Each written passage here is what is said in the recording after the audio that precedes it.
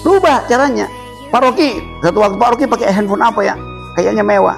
Tidak, saya pendaki gunung, saya nggak peduli mereknya. Yang saya peduli adalah dia nggak akan pecah kalau saya lempar.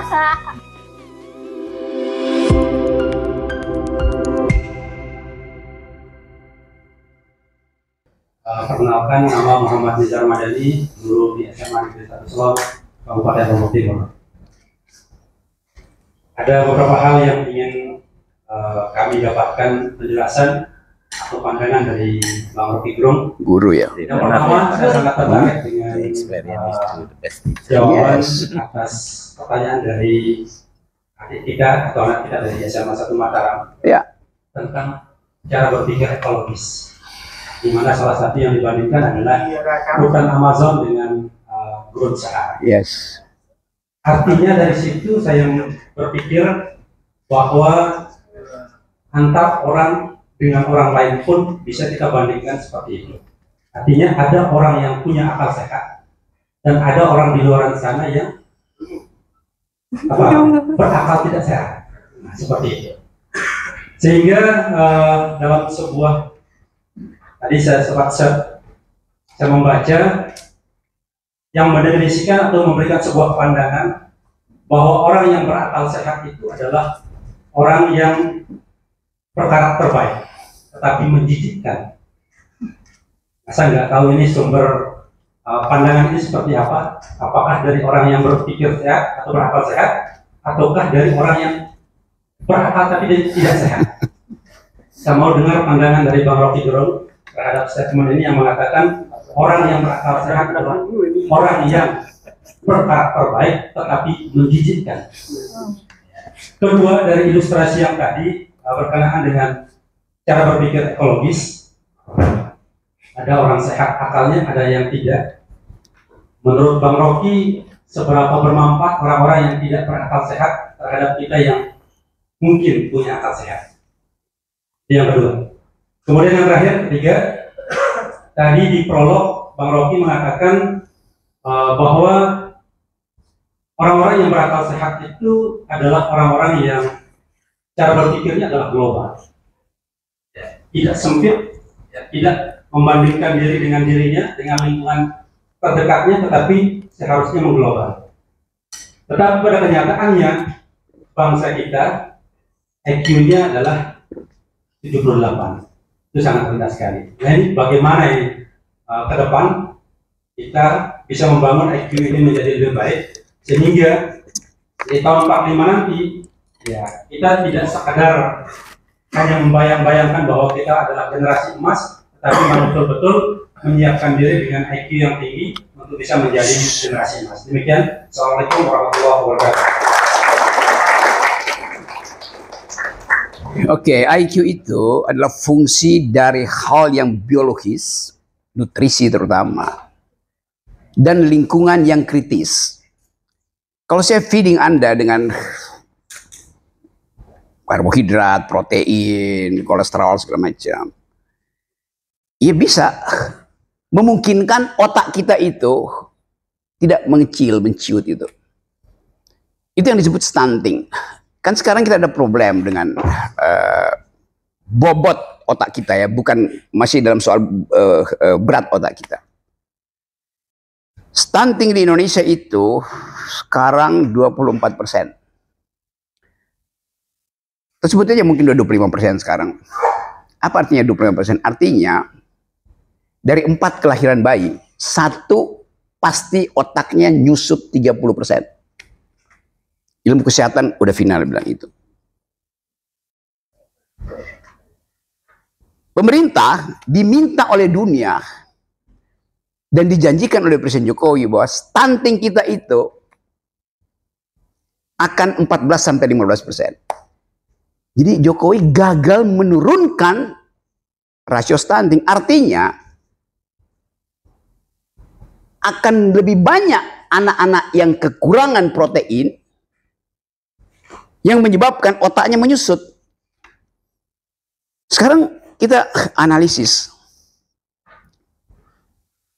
Pak Prabowo berupaya untuk menghalangi orang jadi dungu. Karena itu dikasih gizi. Intervensi gizi. setiap siang. Tapi problemnya bukan sekedar pada anak-anak SD SMA. Problemnya dari rahim ibu-ibu itu. Karena stunting dimulai dari kekurangan gizi di dalam masa kandungan. Itu soalnya.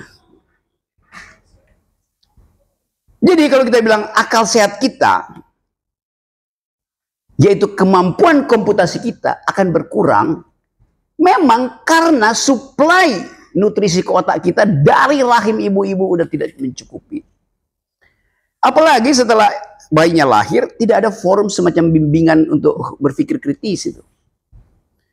Jadi dua hal itu mesti kita atasi. Satu adalah nutrisi untuk fisiologi otak. Dan nutrisi untuk teknologi berpikir, yaitu forum kritis semacam ini. Itu pentingnya jadi devil's advocate. Jadi iblis pengganggu itu. Supaya timbul percakapan dialektik. Jadi demikian juga sekolah itu. Dari SD, SMA itu. Anak-anak di Prancis itu dari SD setelah dia mulai membaca. Diajarkan untuk mengerti the intellectual history. Asal-usul intelektual. Apa itu atom? Konsepnya apa sebetulnya? Kenapa dia disebut sebagai undivisibility? Kenapa cahaya itu dimungkinkan merambat secara lurus? Nah, ini potensi kita untuk menerangkan. Jadi dari awal, menerangkan itu adalah fungsi dari seorang pendidik. Menerangkan, membuat terang.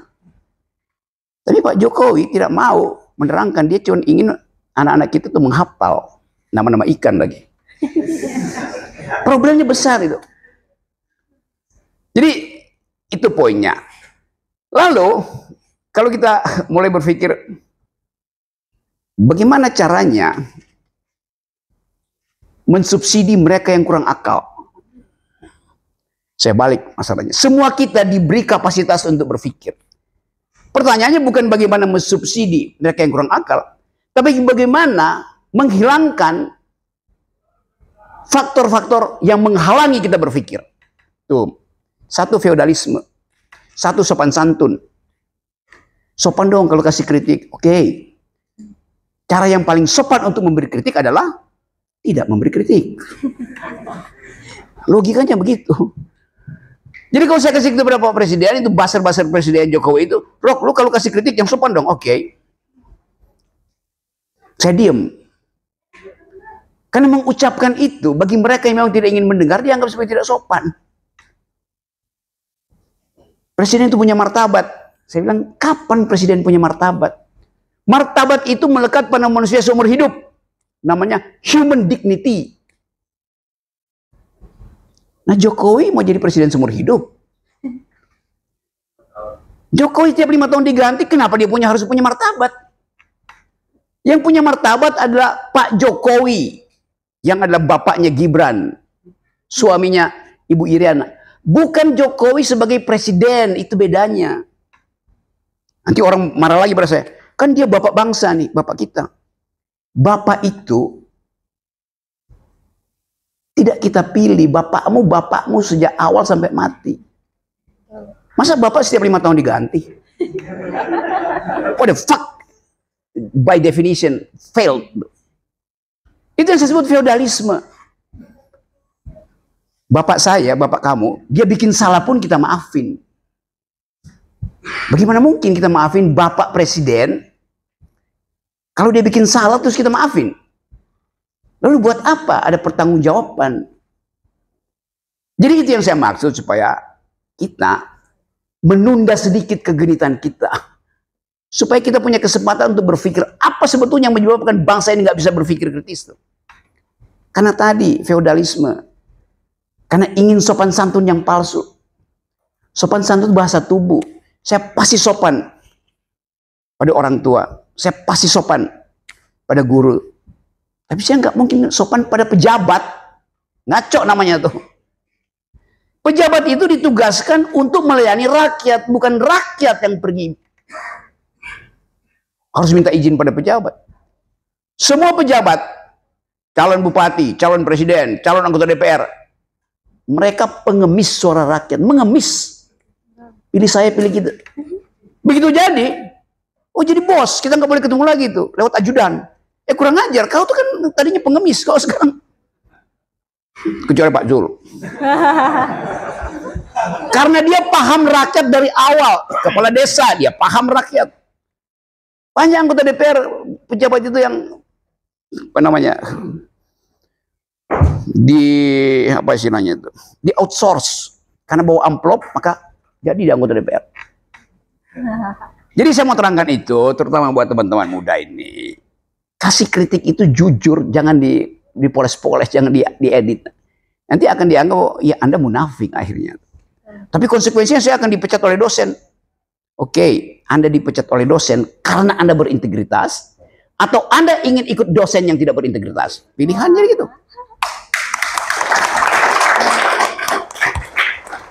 Ya udah, karena tepuk tangannya udah itu jawabannya. Baik, terima kasih. Kami berikan kesempatan untuk dua penanya lagi, yaitu Tiga dan Oke, silakan bersama 31 dari presiden 1 sebagai pertanyaan terakhir kita karena Pak Rofi akan segera. Iya, saya mesti balik.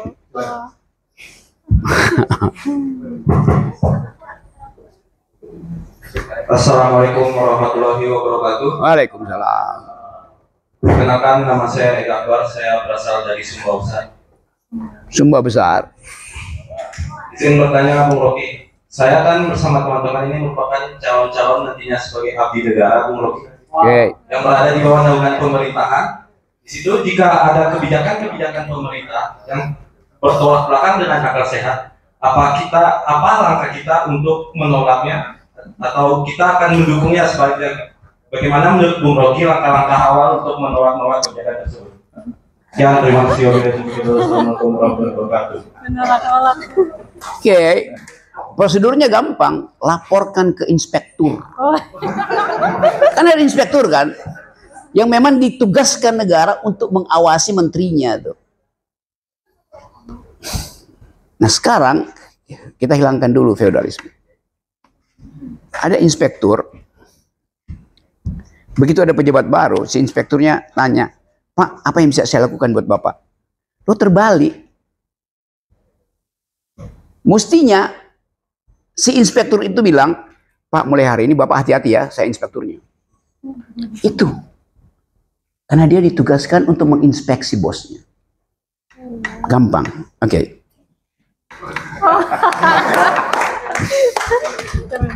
Baik, terima kasih. Ternyata jawabannya sangat singkat sekali, singkat dan padat untuk pertanyaan yang begitu ruwet menurut Ega. Baik, pertanyaan terakhir dari perwakilan SMA 3 Mataram. Silakan.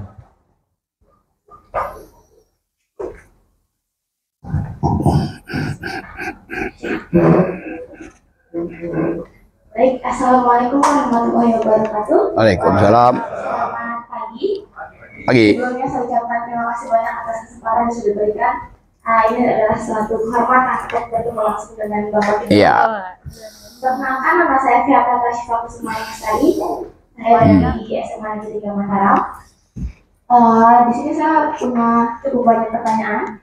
Karena merangkum pertanyaan dari teman-teman di sebelah saya juga, kami dapat kesempatan terakhir untuk bertanya. Pertanyaan pertama saya adalah mengenai pandangan Bang Rocky tentang filsafat. Seperti yang kita ketahui, filsafat seringkali dianggap sebagai sesuatu yang jauh dari agama. Karena banyak orang yang menganggap ketika kita belajar filsafat, kita bakal sering mempertanyakan keyakinan, sering mempertanyakan agama dan Tuhanan. Dan menurut saya, yang saya percaya adalah hal ini justru menghambat anak-anak muda, orang-orang manusia untuk berpikir. Jadi menyebabkan kebiasaan untuk malas berpikir. Dan hal ini akhirnya membawa kita juga kepada kondisi generasi muda yang sekarang. Generasi muda yang seringkali malas untuk berpikir, malas untuk melihat terhadap kondisi sosial yang terjadi. Dan mereka belum sepenuhnya mengerti tentang segimana penting sih sebenarnya peran mereka dibutuhkan untuk masa depan nanti. Dan pertanyaan kedua saya, menurut Bang Rocky, menurut apa yang Anda percayai, sebenarnya bagaimana karakter generasi muda yang dibutuhkan, yang perlu kita jadikan tujuan, yang perlu kita jadikan standar untuk benar-benar mewujudkan Indonesia emas 2045, bukan Generasi Cemas 2045. Demikian. Terima kasih. Oke, selalu ada dikotomi yang dibuat seolah-olah filsafat itu mengarahkan orang tidak percaya Tuhan, agama memastikan orang percaya Tuhan. Masalah etosnya itu bukan you percaya apa nggak percaya, perbuatanmu itu menghasilkan pahala apa tidak, itu kan, itu dasarnya. Filsafat itulah perintah agama. Ayat pertama Quran artinya berfilsafatlah. Baca, ikro. Itu artinya berpikir.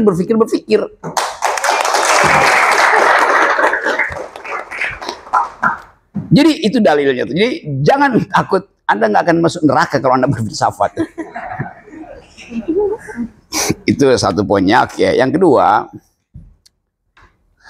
apa tadi soal generasi itu. Generasi hanya tumbuh kalau dia mampu menerabas halangan generasi tua itu. Generasi tua seringkali menganggap bahwa mereka yang paling tahu. Tetapi mesti didalilkan bahwa pengetahuan itu adalah kemampuan untuk menghubungkan harapan dengan pikiran-pikiran yang rasional hari ini. Hanya pikiran rasional yang memungkinkan kita bisa memeriksa harapan kita ada apa tidak itu. Artinya ada watak dari awal generasi muda untuk percaya bahwa yang dia tempuh itu adalah hasil determinasi dia. Nah sekarang problem generasi muda adalah fear of missing out, FOMO. Takut kalau nggak bisa punya kemandirian berpikir. Takut karena tidak punya determinasi. Maka Anda akan lihat, tunggu, teman sebelahmu pakai handphone apa ya? Oh dia pakai handphone yang kameranya ada 3 tuh. Maka saya mesti begitu juga. Takut ketinggalan persahabatan di dalam konsumsi. Rubah caranya. Pak Rocky, satu waktu Pak Rocky pakai handphone apa ya? Kayaknya mewah. Tidak, saya pendaki gunung, saya nggak peduli mereknya. Yang saya peduli adalah dia nggak akan pecah kalau saya lempar.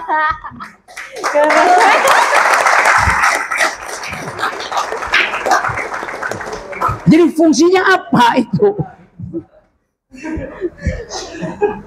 Jadi pastikan bahwa saudara punya identitas sendiri itu, bukan ikut identitas orang, ya.